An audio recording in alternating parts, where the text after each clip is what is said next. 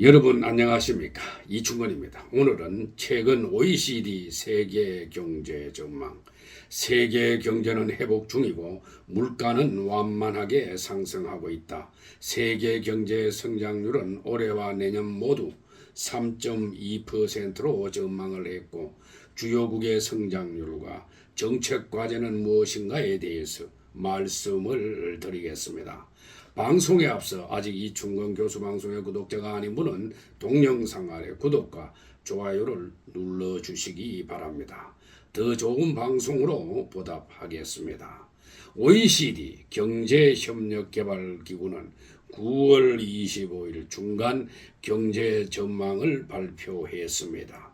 OECD는 중간 경제 전망 보고서에서 올해 세계 경제 성장률은 3.2%, 물가 상승률 5.4%로 전망을 했고 내년에는 성장률 3.2%, 물가 상승률 3.3%로 전망을 했습니다. OECD는 매년 5, 6월과 10일, 12월에 전체 회원국 대상 본 전망을 발표하고 매년 3월과 9월에 주요 20개국 G20 대상 중간 전망을 발표합니다. 그래서 이번 전망은 중간 수정 전망입니다. 이번 전망 보고서의 타이틀 제목은 Turning the Corner, 코너를 돌고 있다라고 했습니다. 또한 부 타이틀 제목은 Global Growth Remains Resilient and Inflation has further declined. 즉 글로벌 성장은 여전히 회복하고 있고 인플레이션은 더욱 감소했다라고 했습니다. OECD는 최근 세계 경쟁과 회복력을 유지하고 있으며 물가 상승률은 지속적으로 완만해지고 있다고 평가를 했습니다. 특히 서비스 분야의 경우 제조업에 비해서 성과가 좋은 상황이며 실질임금 증가가 가계소득과 소비를 받치고 있지만은 팬데믹 이전 수준으로 완전히 회복된 상황은 아니라고 지적을 했습니다. 세계 교역량은 기대보다 빠르게 회복되고 있으나 높아진 운송 비용 등의 부담이 남아있는 상황이라고 지적을 했습니다. OECD는 올해 7월부터 8월까지의 높은 빈도의 활동 지표는 전반적으로 지속적인 성장 모멘텀을 시사한다고 했습니다. 기업 조사에 따른다면 제조 부문보다 서비스 부문의 활동이 더 활발한 것으로 나타났습니다. 소비자 신뢰도는 장기적인 추세에 비해서 여전히 낮은 수준이지만은 조사 지표에 따르면 유럽과 신흥시장 경제에서는 신뢰도가 향상되고 있는 것으로 나타났습니다. 헤드라인 인플레이션은 올해 대부분의 G20 국가에서 계속 하락했다고 했습니다. 향후 세계 경제는 안정적 수준을 유지할 것으로 전망을 했고 또한 물가 상승률이 더욱 낮아져서 실질임금 상승과 민간 소비 확대에 도움이 될 것으로 예상을 했습니다. 다음에는 국가별 성장률에 대해서 말씀을 드리겠습니다. OECD는 세계 경제 성장률을 2024년과 2025년 모두 3.2%로 전망을 했습니다. 반면에 유로존 지역은 올해 0.7%, 내년 1.3%로 전망을 했습니다. 다만 2025년부터 실질임금 상승과 유동성 개선으로 회복될 것으로 보았습니다. 미국, 영국, 캐나다, 스페인에서는 성장력이 회복되고 있고 국내 수요는 브라질, 인도, 인도네시아에서의 활동이 활발하다고 했습니다. 주요국 성장률을 보면은 미국은 성장 속도 둔화를 완화적 통화 정책이 보완하며 올해 2.6%, 내년 1.6%로 전망을 했습니다. 미국의 경제 성장률은 인플레이션 하락에 따른 실질임금 상승에 힘입어서 민간 소비가 뒷받침되면서 지난 5월 전망과 마찬가지로 올해 2.6%에 다다를 것으로 전망을 했습니다. 내년 미국 경제의 성장률은 다소 둔화한 1.6%로 예측을 했으나 통화 완화 정책이 성장세를 뒷받침하는 데 도움이 될 것으로 보았습니다. 그리고 영국의 성장률은 올해 1.1, 내년 1.2%로 전망을 했고 독일은 올해 0.1%, 내년 1.0%로 전망을 했으며 프랑스는 올해 1.1%, 내년 1.2%로 전망을 했습니다. 중국은 정부의 경기 대응이 위축된 수요와 부동산 침체를 보충하면서 올해 4.9%, 내년 4.5%로 전망을 했습니다. 이는 중국 정부의 경기 부양책에도 부동산 시장 장기 침체와 소비자 신뢰 약화가 민간 소비 성장의 발목을 잡을 것으로 보았기 때문입니다. 일본은 올해 마이너스 0.1%, 내년 1.4%로 전망을 했습니다. 강력한 실질임금 상승률이 긴축 정책의 영향을 상쇄하면서 내년에는 다소 회복되어 1.4%의 성장률을 보일 것으로 전망을 했습니다. 인도는 올해 6.7, 내년 6.8%로 전망을 했고 인도네시아는 올해 5.1%, 내년 5.2%로 전망했으며 브라질은 올해 2.9, 내년 2.6%로 전쟁 중인 러시아는 올해 3.7%, 내년 1.1%로 전망을 했고 사우디는 올해 1.0, 내년 3.7%로 전망을 했습니다.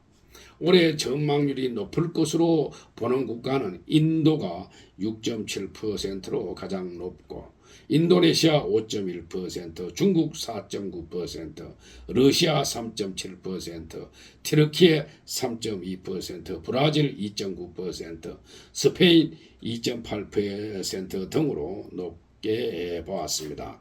반면에 성장률이 낮을 것으로 보는 국가는 아르헨티나가 마이너스 4.0, 일본 마이너스 0.1%, 독일 0.1%, 이태리 0.8% 등으로 낮게 전망을 했습니다. 대부분의 OECD 국가에서 헤드라인 인플레이션은 부분적으로 식품 가격 인플레이션의 추가 하락과 낮아지거나 부정적인 에너지 및 상품 가격 인플레이션으로 인해서 지속적으로 감소했다고 했습니다. 그 결과 현재 OECD 경제의 약 5분의 4에서 인플레이션이 목표치에 도달했거나 거의 근접했다고 보았습니다. 그럼에도 불구하고 서비스 가격 인플레이션은 여전히 경직되어 있으며 천천히 완화되고 있다고 했습니다.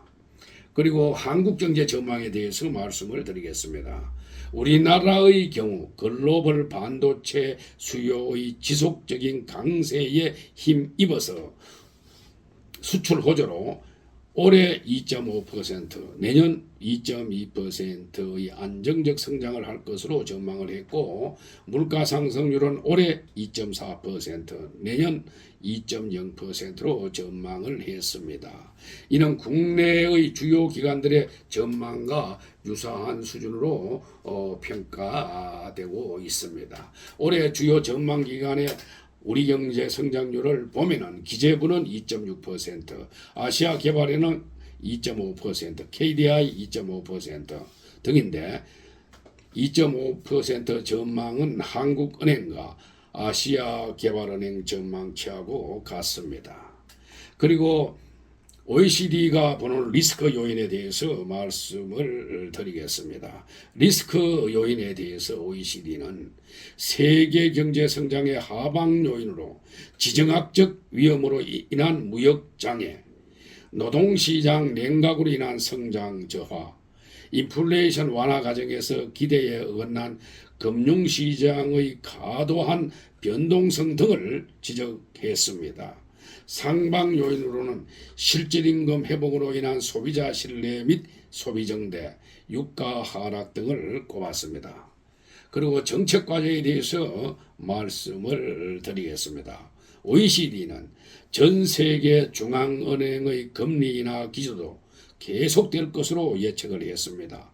현재 연 4.75에서 5% 수준인 미국 연방준비제도의 기준금리는 내년 말까지 3.5%로 인하하고 유럽중앙은행 ECB가 현재 연 3.5%인 기준금리를 연 2.25%로 인하할 수 있다고 전망을 했습니다.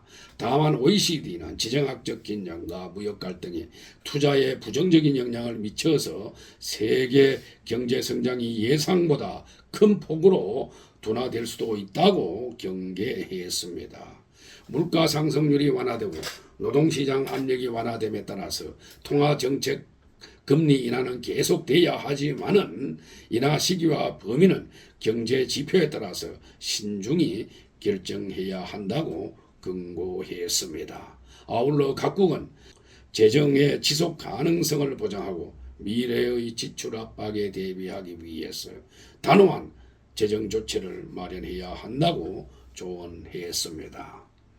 OECD는 정책 권고 사항으로 금융정책 측면에서는 정책금리를 낮출 여지는 있지만은 통화정책은 신중해야 한다. 중앙은행은 인플레이션을 완화하고 노동시장을 완화함으로써 제공되는 저당권을 활용하여 정책금리를 인하해야 한다. 정책금리 인하의 시기와 범위는 데이터 즉 자료에 의존해야 하며 근본적인 인플레이션 압력이 지속적으로 억제되도록 신중하게 판단해야 한다고 했습니다. 반면 일본에서는 정책금리를 추가로 완만하게 인상할 것이 요구된다라고 했습니다.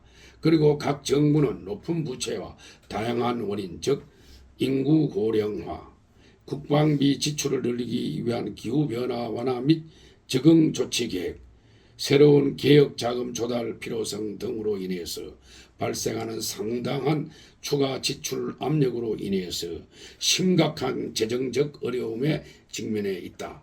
재정정책 차원에서는 국가 부채의 지속 가능성을 보장하고 재정 완충 장치를 재건하려면 지출 증가를 억제하고 재정 수입을 향상시키기 위한 보다 강력한 단기적 노력이 필요하다고 했습니다. 아울러 상품과 서비스 시장의 경쟁 강화가 긴 시기에서 성장을 높이고 재정 부담을 완화하는 데 도움이 될 수 있다고 언급을 했습니다.